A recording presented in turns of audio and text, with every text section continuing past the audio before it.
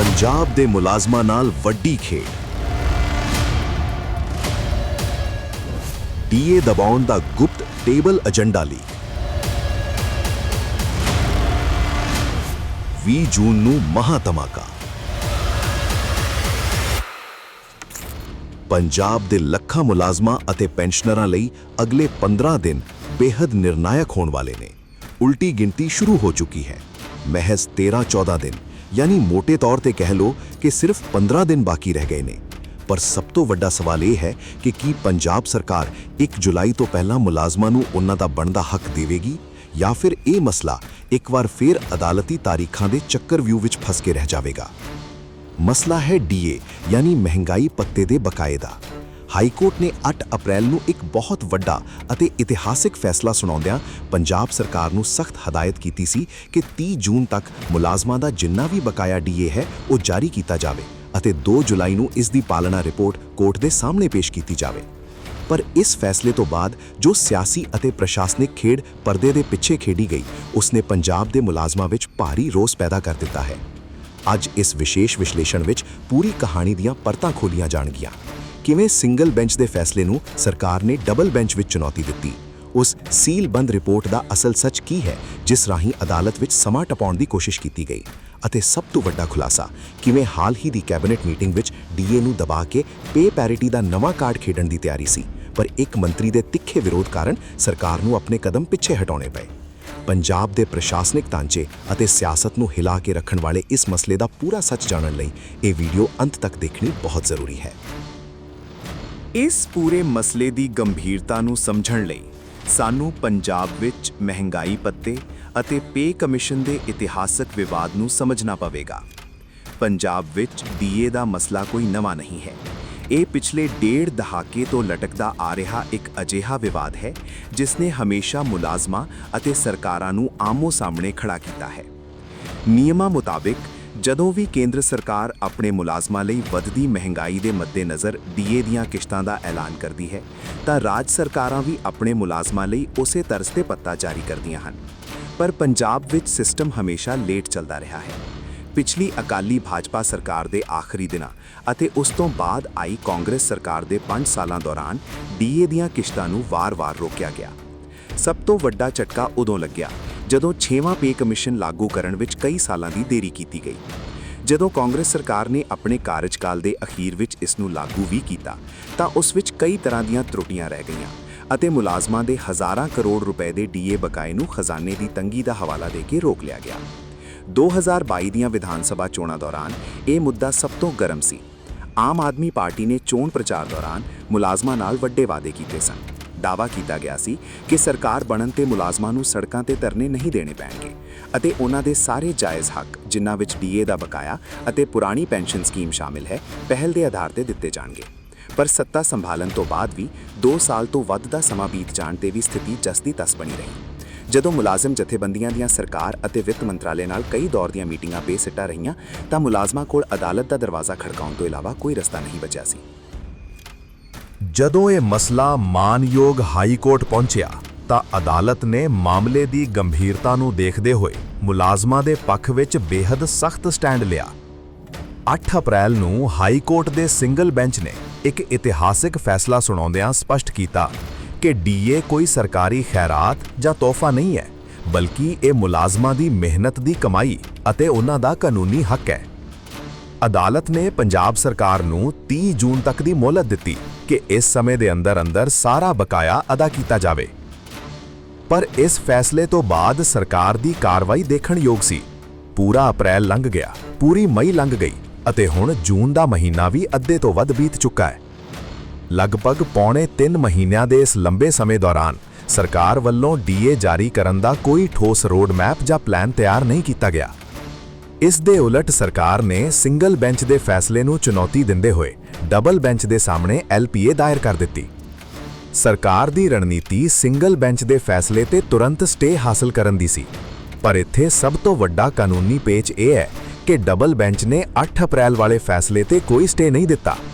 ਅਦਾਲਤ ਨੇ ਸਿਰਫ ਅਗਲੀ ਸੁਣਵਾਈ ਲਈ 1 ਜੁਲਾਈ ਦੀ ਤਾਰੀਖ ਤੈਅ ਕੀਤੀ ਹੈ। ਇਸ ਦਾ ਮਤਲਬ ਇਹ ਹੈ ਕਿ ਕਾਨੂੰਨੀ ਤੌਰ ਤੇ ਸਿੰਗਲ ਬੈਂਚ ਦਾ ਉਹ ਫੈਸਲਾ ਅੱਜ ਵੀ ਪੂਰੀ ਤਰ੍ਹਾਂ ਪ੍ਰਭਾਵਸ਼ਾਲੀ ਹੈ। ਜਿਸ ਤਹਿਤ ਸਰਕਾਰ ਨੇ 30 ਜੂਨ ਤੱਕ ਡੀਏ ਦਾ ਭੁਗਤਾਨ ਕਰਨਾ ਹੈ। ਡਬਲ ਬੈਂਚ ਨੇ ਸਰਕਾਰ ਵੱਲੋਂ ਪੇਸ਼ ਕੀਤੀ ਗਈ ਸੀਲਬੰਦ ਰਿਪੋਰਟ ਨੂੰ ਦੇਖਦੇ ਹੋਏ ਸਿਰਫ ਇਹ ਕਿਹਾ ਸੀ ਕਿ ਇਸ ਰਿਪੋਰਟ ਦੇ ਆਧਾਰ ਤੇ ਅਗਲੀ ਤਿਆਰੀ ਕਰਕੇ ਆਈ ਜਾਵੇ। ਇੱਥੇ ਇੱਕ ਵੱਡਾ ਸਵਾਲ ਇਹ ਉੱਠਦਾ ਹੈ ਕਿ ਆਖਿਰ ਸਰਕਾਰ ਨੇ ਉਸ ਦਿਨ ਅਦਾਲਤ ਵਿੱਚ ਖੁੱਲ੍ਹ ਕੇ ਬਹਿਸ ਕਿਉਂ ਨਹੀਂ ਕੀਤੀ? ਸੀਲਬੰਦ ਰਿਪੋਰਟ ਦੇਣ ਦੀ ਲੋੜ ਕਿਉਂ ਪਈ? ਜੇਕਰ ਇਸ ਦਾ ਤਕਨੀਕੀ ਅਤੇ ਕਾਨੂੰਨੀ ਵਿਸ਼ਲੇਸ਼ਣ ਕੀਤਾ ਜਾਵੇ ਤਾਂ ਸਾਫ਼ ਨਜ਼ਰ ਆਉਂਦਾ ਹੈ ਕਿ ਸੀਲਬੰਦ ਰਿਪੋਰਟ ਰਾਹੀਂ ਸਿਰਫ ਸਮਾਂ ਟਪਾਉਣ ਦੀ ਕੋਸ਼ਿਸ਼ ਕੀਤੀ ਗਈ, ਕਿਉਂਕਿ ਕਾਨੂੰਨੀ ਪ੍ਰਕਿਰਿਆ ਮੁਤਾਬਕ ਸੀਲਬੰਦ ਰਿਪੋਰਟ ਨੂੰ ਬਾਅਦ ਵਿੱਚ ਖੋਲ੍ਹਿਆ ਜਾਣਾ ਸੀ, ਉਸ ਦਾ ਅਧਿਐਨ ਹੋਣਾ ਸੀ, ਉਸ ਦੇ ਕਾਨੂੰਨੀ ਪੇਚ ਦੇਖੇ ਜਾਣੇ ਸਨ ਅਤੇ ਫਿਰ ਅਗਲੀ ਸੁਣਵਾਈ ਤੇ ਜਵਾਬੀ ਬਹਿਸ ਹੋਣੀ ਸੀ। ਜੇਕਰ ਉਹ ਸਾਰੇ ਤੱਥ ਉਸੇ ਦਿਨ ਖੁੱਲ੍ਹੀ ਅਦਾਲਤ ਵਿੱਚ ਰੱਖ ਦਿੱਤੇ ਜਾਂਦੇ ਤਾਂ ਸ਼ਾਇਦ ਉਸੇ ਵੇਲੇ ਸਥਿਤੀ ਸਪਸ਼ਟ ਹੋ ਜਾਂਦੀ ਅਤੇ ਸਰਕਾਰ ਨੂੰ ਤੁਰੰਤ ਕੋਈ ਸਖਤ ਨਿਰਦੇਸ਼ ਜਾਰੀ ਹੋ ਸਕਦਾ ਸੀ। ਸਰਕਾਰੀ ਸੂਤਰਾਂ ਅਤੇ ਪ੍ਰਸ਼ਾਸਨਿਕ ਗਲਿਆਰਿਆਂ ਤੋਂ ਜੋ ਤੱਥ ਬਾਹਰ ਆ ਰਹੇ ਨੇ ਉਹ ਦੱਸਦੇ ਨੇ ਕਿ ਇਸ ਰਿਪੋਰਟ ਵਿੱਚ ਡੀਏ ਦੇ ਮੁੱਦੇ ਨੂੰ ਪੂਰੀ ਤਰ੍ਹਾਂ ਘੁਮਾ ਕੇ ਪੇ ਪੈਰਿਟੀ ਵੱਲ ਮੋੜਨ ਦੀ ਕੋਸ਼ਿਸ਼ ਕੀਤੀ ਗਈ ਹੈ। ਇਸ ਰਿਪੋਰਟ ਵਿੱਚ ਰਾਜ ਦੇ ਵਿੱਤੀ ਹਾਲਾਤ ਦਾ ਹਵਾਲਾ ਦਿੱਤਾ ਗਿਆ ਹੈ। ਸਰਕਾਰ ਦੀ ਦਲੀਲ ਹੈ ਕਿ ਜੇਕਰ ਡੀਏ ਦਾ ਸਾਰਾ ਬਕਾਇਆ ਤੁਰੰਤ ਜਾਰੀ ਕੀਤਾ ਜਾਂਦਾ ਹੈ ਤਾਂ ਰਾਜ ਦੇ ਵਿਕਾਸ ਕਾਰਜ ਬੁਰੀ ਤਰ੍ਹਾਂ ਪ੍ਰਭਾਵਿਤ ਹੋਣਗੇ। ਰਿਪੋਰਟ ਵਿੱਚ ਇਹ ਵੀ ਦਾਅਵਾ ਕੀਤਾ ਗਿਆ ਹੈ ਕਿ ਸਰਕਾਰ ਆਪਣੀ ਕੁੱਲ ਆਮਦਨ ਦਾ ਲਗਭਗ 75% ਹਿੱਸਾ ਸਿਰਫ ਤਨਖਾਹਾਂ, ਭੱਤਿਆਂ ਅਤੇ ਪੈਨਸ਼ਨਾਂ ਦੇ ਭੁਗਤਾਨ ਤੇ ਖਰਚ ਕਰ ਰਹੀ ਹੈ। ਪਰ ਸਵਾਲ ਇਹ ਪੈਦਾ ਹੁੰਦਾ ਹੈ ਕਿ ਜੇਕਰ ਸਰਕਾਰ ਦਾ ਪੱਖ ਇੰਨਾ ਹੀ ਮਜ਼ਬੂਤ ਹੈ ਤਾਂ ਉਹ ਮੀਡੀਆ ਜਾਂ ਜਨਤਾ ਦੇ ਸਾਹਮਣੇ ਖੁੱਲ੍ਹ ਕੇ ਇਨ੍ਹਾਂ ਤੱਥਾਂ ਨੂੰ ਕਿਉਂ ਨਹੀਂ ਰੱਖਦੀ? ਕੀ ਇਹ ਸਿਰਫ ਵਿੱਤੀ ਸੰਕਟ ਦੀ ਦਲੀਲ ਹੈ ਜਾਂ ਫਿਰ ਮੁਲਾਜ਼ਮਾਂ ਦੇ ਮੁੱਖ ਮੁੱਦੇ ਤੋਂ ਧਿਆਨ ਭਟਕਾਉਣ ਦੀ ਕੋਈ ਸਿਆਸੀ ਰਣਨੀਤੀ? ਇਸ ਪੂਰੇ ਘਟਨਾਕ੍ਰਮ ਵਿੱਚ ਸਭ ਤੋਂ ਵੱਡਾ ਖੁਲਾਸਾ ਪਿਛਲੇ ਦਿਨੀ ਹੋਈ ਪੰਜਾਬ ਕੈਬਨਿਟ ਦੀ ਲੇਟੈਸਟ ਮੀਟਿੰਗ ਤੋਂ ਸਾਹਮਣੇ ਆਇਆ ਹੈ। ਇਸ ਮੀਟਿੰਗ ਵਿੱਚ ਪ੍ਰਸ਼ਾਸਨ ਵੱਲੋਂ ਇੱਕ ਅਜਿਹਾ ਏਜੰਡਾ ਲਿਆਂਦਾ ਗਿਆ ਜੋ ਪਹਿਲਾਂ ਤੋਂ ਤੈਅ ਸੂਚੀ ਵਿੱਚ ਸ਼ਾਮਿਲ ਨਹੀਂ ਸੀ, ਯਾਨੀ ਉਹ ਇੱਕ ਟੇਬਲ ਏਜੰਡਾ ਸੀ। ਹੈਰਾਨੀ ਦੀ ਗੱਲ ਇਹ ਹੈ ਕਿ ਇਹ ਏਜੰਡਾ ਮੁਲਾਜ਼ਮਾਂ ਨੂੰ ਡੀਏ ਦੇਣ ਬਾਰੇ ਨਹੀਂ ਸੀ, ਬਲਕਿ ਇਹ ਪੇ ਪੈਰਿਟੀ, ਤਨਖਾਹ ਦੀ ਬਰਾਬਰੀ ਨੂੰ ਲੈ ਕੇ ਸੀ। ਪਰਦੇ ਦੇ ਪਿੱਛੇ ਚੱਲ ਰਹੀ ਤਿਆਰੀ ਮੁਤਾਬਕ ਸਰਕਾਰ ਡੀਏ ਦੇ ਮਸਲੇ ਨੂੰ ਹੱਲ ਕਰਨ ਦੀ ਬਜਾਏ 2020 ਤੋਂ ਬਾਅਦ ਭਰਤੀ ਹੋਏ ਮੁਲਾਜ਼ਮਾਂ ਅਤੇ 2011 ਦੇ ਪੇ ਸਕੇਲ ਪੈਟਰਨ ਨੂੰ ਹੀ ਖਤਮ ਕਰਨ ਦੀ ਯੋਜਨਾ ਤੇ ਕੰਮ ਕਰ ਰਹੀ ਹੈ। ਹਾਈ ਕੋਰਟ ਨੂੰ ਸੌਂਪੀ ਗਈ ਸੀਲਬੰਦ ਰਿਪੋਰਟ ਦੇ 6ਵੇਂ ਪੁਆਇੰਟ ਵਿੱਚ ਵੀ ਇਸੇ ਪੇ ਪੈਰਿਟੀ ਦਾ ਜ਼ਿਕਰ ਹੈ ਕਿ ਕਿਹਨਾਂ ਸ਼੍ਰੇਣੀਆਂ ਨੂੰ ਬਰਾਬਰ ਕਰਨਾ ਹੈ ਅਤੇ ਕਿਹਨਾਂ ਦੇ ਸਕੇਲ ਬਦਲਨੇ ਨੇ। ਪਰ ਕੈਬਨਿਟ ਮੀਟਿੰਗ ਦੌਰਾਨ ਇੱਕ ਬੇਹੱਦ ਦਿਲਚਸਪ ਸਥਿਤੀ ਪੈਦਾ ਹੋ ਗਈ। ਕੈਬਨਿਟ ਦੀ ਮੁਲਾਜ਼ਮ ਸਬ ਕਮੇਟੀ ਦੇ ਮੈਂਬਰ ਅਤੇ ਪੰਜਾਬ ਆਮ ਆਦਮੀ ਪਾਰਟੀ ਦੇ ਪ੍ਰਧਾਨ ਮੰਤਰੀ ਅਮਨ ਅਰੋੜਾ ਨੇ ਇਸ ਏਜੰਡੇ ਦੇ ਭਵਿੱਖ ਵਿੱਚ ਹੋਣ ਵਾਲੇ ਸਿਆਸੀ ਨੁਕਸਾਨ ਨੂੰ ਭਾਂਪਦਿਆਂ ਇਸ ਦਾ ਤਿੱਖਾ ਵਿਰੋਧ ਕੀਤਾ।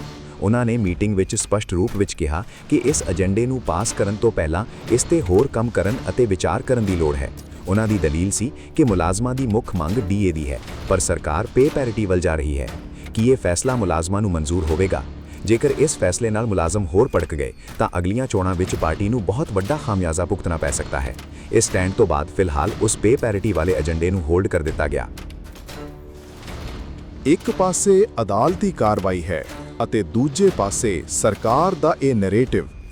ਪਰ ਹੁਣ ਪੰਜਾਬ ਦੇ ਲੱਖਾਂ ਮੁਲਾਜ਼ਮ ਅਤੇ ਪੈਨਸ਼ਨਰ ਆਰ-ਪਾਰ ਦੇ ਮੂਡ ਵਿੱਚ ਨਜ਼ਰ ਆ ਰਹੇ ਨੇ। ਪਿਛਲੇ ਦਿਨੀ ਮੋਹਾਲੀ ਵਿਖੇ ਹੋਈ ਇੱਕ ਅਹਿਮ ਮੀਟਿੰਗ ਵਿੱਚ ਪੰਜਾਬ ਦੀਆਂ ਪ੍ਰਮੁੱਖ ਮੁਲਾਜ਼ਮ ਜਥੇਬੰਦੀਆਂ ਨੇ ਇਕਜੁੱਟ ਹੋ ਕੇ ਇੱਕ ਮਹਾਗਠਬੰਧਨ ਤਿਆਰ ਕੀਤਾ ਸੀ।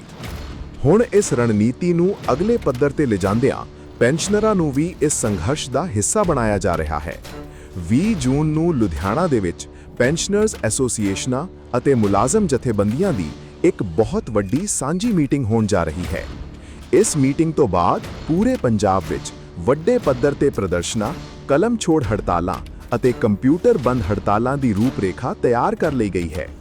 ਮੁਲਾਜ਼ਮਾਂ ਦਾ ਮੰਨਣਾ ਹੈ ਕਿ ਸਰਕਾਰ ਪਾੜੋ ਤੇ ਰਾਜ ਕਰੋ ਦੀ ਨੀਤੀ ਤਹਿਤ ਪੇ ਪੈਰਿਟੀ ਦਾ ਮੁੱਦਾ ਉਛਾਲ ਕੇ ਮੁਲਾਜ਼ਮਾਂ ਵਿੱਚ ਫੁੱਟ ਪਾਉਣ ਦੀ ਕੋਸ਼ਿਸ਼ ਕਰ ਰਹੀ ਹੈ।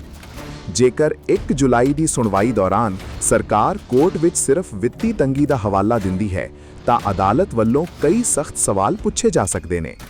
ਅਦਾਲਤ ਇਹ ਪੁੱਛ ਸਕਦੀ ਹੈ ਕਿ ਜੇਕਰ ਡੀਏ ਦੇਣ ਲਈ ਪੈਸਾ ਨਹੀਂ ਹੈ ਤਾਂ ਰਾਜ ਵਿੱਚ ਕਰੋੜਾਂ ਰੁਪਏ ਦੀ ਇਸ਼ਤਿਹਾਰਬਾਜ਼ੀ, ਨਵੀਆਂ ਸਕੀਮਾਂ, ਮੁਫਤ ਰਾਸ਼ਨ ਕਿੱਟਾਂ ਅਤੇ ਹੋਰ ਸਿਆਸੀ ਖਰਚੇ ਕਿਸ ਬਜਟ ਵਿੱਚੋਂ ਕੀਤੇ ਜਾ ਰਹੇ ਨੇ।